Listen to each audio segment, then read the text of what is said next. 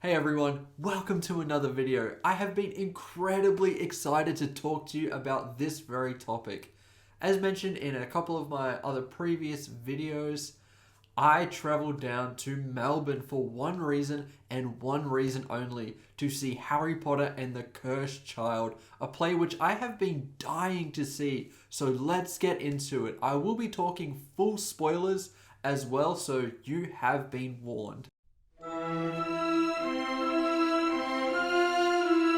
Alright, firstly, I am not an expert on theatre. I love the art form, but I definitely know a lot more about film. This is only the third play I have ever seen live, with the first being Aladdin and the second being Hamilton. Both were excellent and worth watching, but this one I have been waiting to see for such a long time.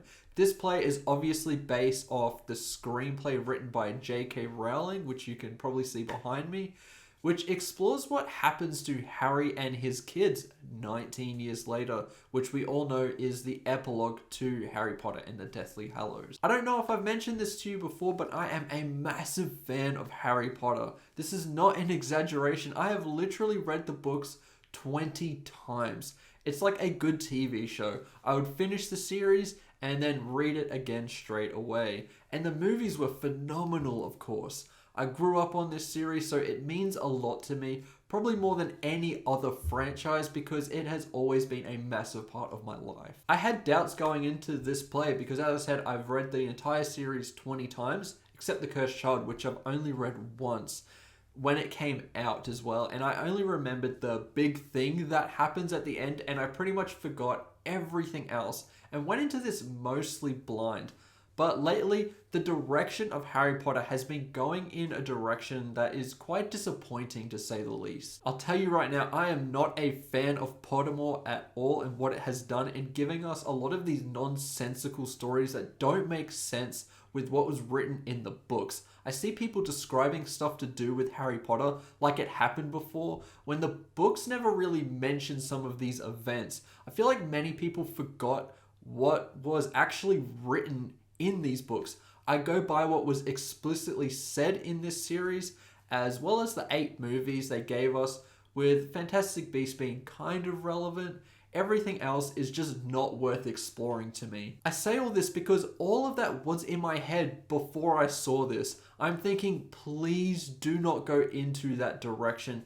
And those doubts were definitely here, but honestly, I was mostly really excited, and the fact that this killed it at the Tony Awards only reaffirmed my excitement that I had for this and the potential quality that this production would have. Now, there are many things that I want to say and to dive into with this play, but I just want to start by saying that this was an incredible viewing experience. Out of the 3 plays that I have seen, this was probably by far the longest, but it was the most entertaining. I was on the edge of my seat from start to finish, and I was engrossed with this very fresh take in the Harry Potter world.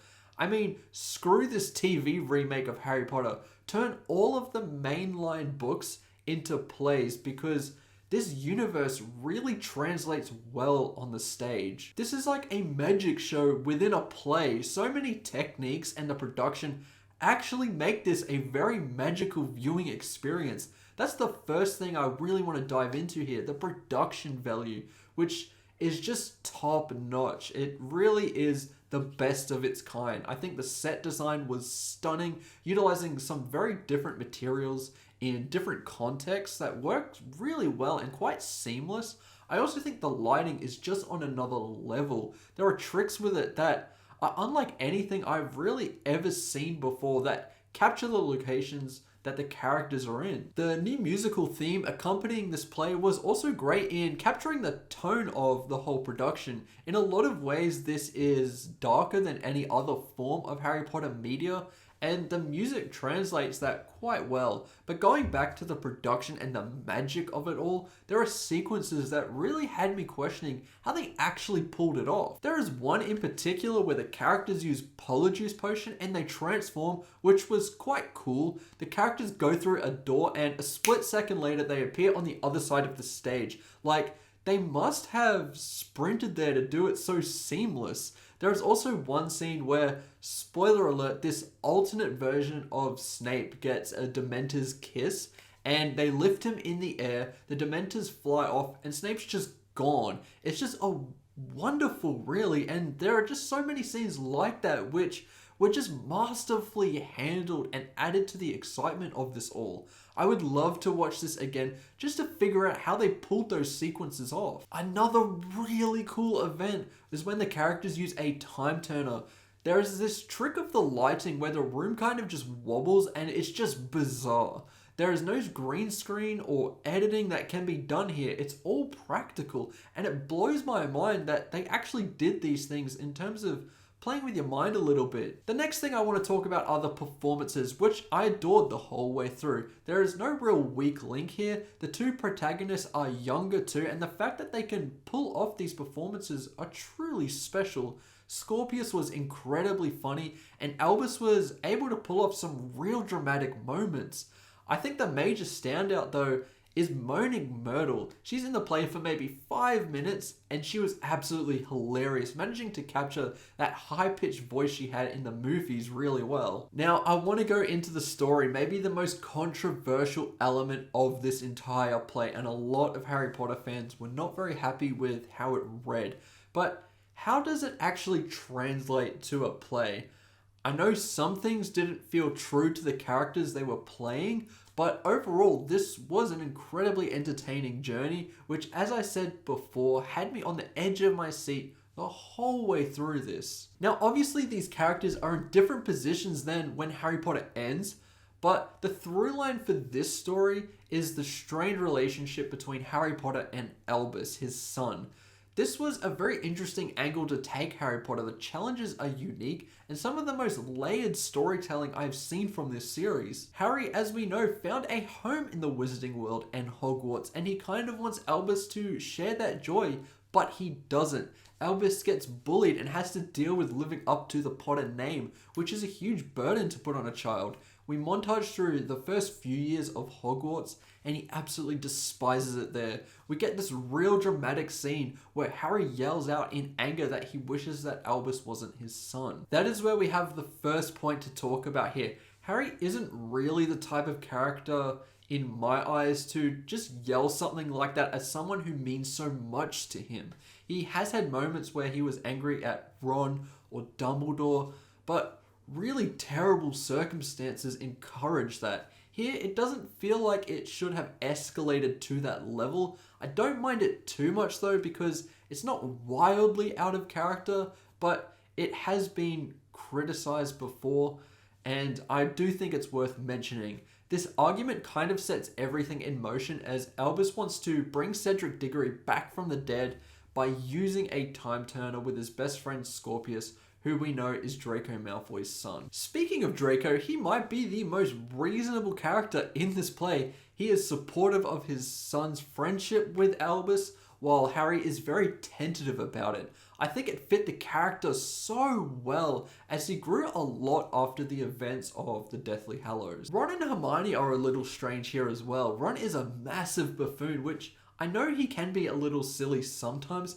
but in the books and even the movies, he's almost as capable as Harry is, and it describes that quite well. I mean, at Hogwarts, they practically get identical grades, but he's just an idiot in this, and Hermione is also very stern. She's almost like Professor McGonagall in a lot of ways, which also seems a little bit strange for the character. Going back to the main part of the story though, Albus and Scorpius use a time turner and set off all these ripple effects which change everything. They firstly humiliate Cedric in the Triwizard Tournament, so he loses but survives. Because of this, Cedric becomes a Death Eater due to all the harassment and embarrassment that he suffered from the Triwizard Tournament, and later in the Battle of Hogwarts murders Neville, which means Nagini lives and Voldemort won the Battle of Hogwarts. This sends Scorpius to this alternate timeline where Voldemort has taken over. This whole section was really masterful in my eyes, as the music, production value, and performances were really, really captivating. This is where we see the Dementors and they float around the audience while making these real eerie Dementor noises. It hits that point and we get to the intermission, and I was absolutely on board with all of this. I won't go into too much detail for the rest of it because if you do manage to see this in the future, I will save some surprises for you, but I will say I had tears in my eyes during the intermission because I was just so impressed with what they have done here. It really drew out all those fond childhood memories of Harry Potter just in this live context, and it was astonishing to see. The third act actually explores Harry's trauma in some really interesting ways that I wasn't really expecting, which once again shows us a lot more depth to the character. They do things here which were just so interesting to see and explores certain questions that I'm happy have now been answered through this production. There is also a new character, Delphi Diggory, and she has some great moments too. Her character has some twists and turns that are just really exciting. Now, the thing that I think a lot of people will get quite annoyed by and had me a little bit baffled is by the end, they do some things with some characters which feel right at home in this new era of Harry Potter, where everything in that universe is trying to overcorrect all of the things that J.K. Rowling has said in the past. I don't really want to speak any more on that subject, but just know there is a couple of lines, I guess, near the end of the book that are changed for this play to, I guess, be more diverse and inclusive. And it honestly felt a little bit artificial to me. I think as an alternative story for Harry Potter, this is an absolute essential watch for fans like myself. If you ever get the chance to see this in person, I do highly recommend it to you because this play was just so fresh and exciting to me. It is unlike anything I have ever seen before, and as a Harry Potter fan who has read the book so many times, I really love this. I think we see certain things to certain characters that are unlike anything that I've seen from Harry Potter before, and it really sets itself apart as a mature look at these characters that inhabit this universe. If I had to give this a score, it would honestly be a 5 out of 5 because even with the weird things that I've already mentioned to you, I'm willing to accept it as part of this alternative story in this universe. Plus, they didn't really bother me at all because I found the story, production value, music, performances so captivating and entertaining that I couldn't really help but just adore this stellar production. Anyway, thank you so much for watching this video. I know it's a little bit different to what I normally do, but I really wanted to talk about this play I've been wanting to see ever since that screenplay released. I really hope you enjoyed the video. If you have seen The Cursed Child or even read the screenplay, let me know what you think about it in the comments below. Remember to like and subscribe, and I'll see you in the next one. Goodbye.